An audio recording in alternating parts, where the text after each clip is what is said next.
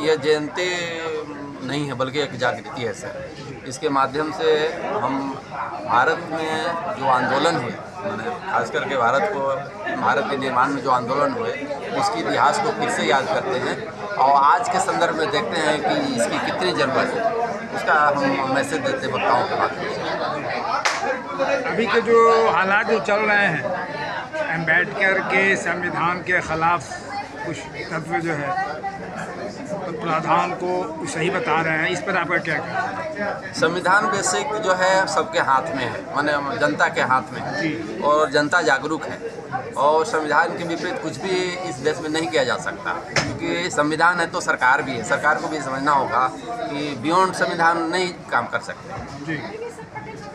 तो यानी ये समझा जाए कि जो भारत के अंदर जो कुछ भी अभी हो रहा है फिलहाल, चाहे प्रेजेंट गवर्नमेंट में, वो तमाम संविधान के अंतर्गत काम हो रहा है। बहुत सारी बातें ऐसे भी है, जैसे हिंदू राष्ट्र के वो स्पेसिफिक बात हम कर सकते हैं। हिंदू राष्ट्र की कहीं भी परिकल्पना नहीं है संविधान, न ये एनआरसी की परिकल्पना है। सिटीजनशिप एक्ट है आर्टिकल 5 के तहत, तो उसमें कहीं कुछ है नहीं। तो सरकारों को इस पर ध्यान देना चाहिए कि वो अपनी मनोवृत्ति को थोप नहीं सकते देश पर, क्योंकि देश में सभी लोगों का हक अधिकार है और उसी के आलोक में उनको काम करना पड़ेगा, चाहे कोई भी सरकार है, किसी भी पार्टी दल या संगठन का है।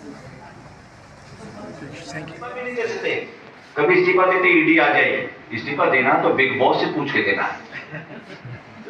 तो डेमोक्रेसी है क्या? और वो बातें करते हैं बड़ी बड़ी।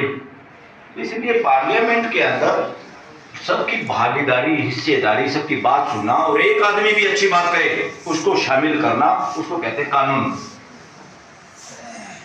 ये नहीं मेजोरिटी में हमने पास कर दिया कानून, वो ये भी नहीं करा पार्लियामेंट ने पास किया, बोले सरकार ने कर दिया। सरकार तो कानून बनाने के लिए सक्षम नहीं है, नए कानून बनाने के लिए पार्लियामेंट सक्षम है और पार्लियामेंट पूरे देश का प्रतिनिधित्व करती है, पूरे देश के लोग हैं। तो पार्लियामेंट इज ड्यूटी बाउंड।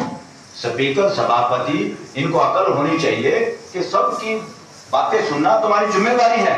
उस बातें सुनाने के लिए तुमने वो व्यवस्था बनानी है, वो किसमें शामिल हो गए?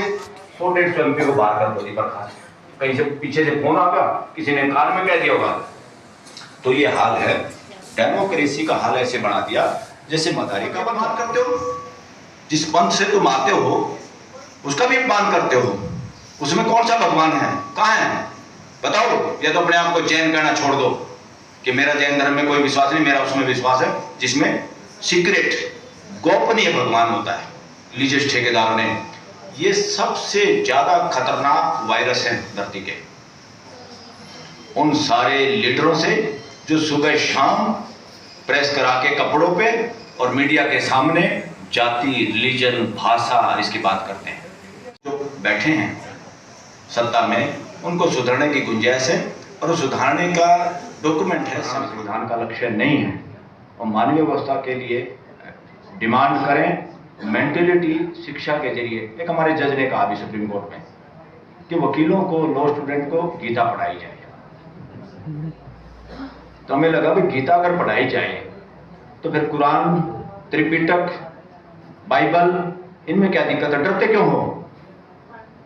अपने बच्चे को 5 चीजें दे दो सामने, वो जिसको लात मारे मार देगा, जिसको खाना होगा खा लेगा, तो उसको लगेगा ठीक।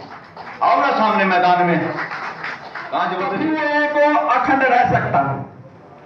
तो मैं ये कह रहा हूं कि केवल संविधान की प्रस्तावना पढ़ लिया जाए तो भारतीय संविधान के सारे वैचारिक, फिलोसफिकल, दार्शनिक, भविष्य की योजनाएं, जीवन। एक चीज मैं कहना भूल गया, दुनिया के किसी संविधान में, जहां तक मेरी जानकारी है, आर्थिक न्याय की बात नहीं लिखी और भारतीय संविधान हर जगह जगह जातिवादी प्रतियोगिता नहीं शुरू हुई है। वहां दलित और बहुजन अभी हम हैं, कुर्मी कुशवाहा नहीं है, हम हैं।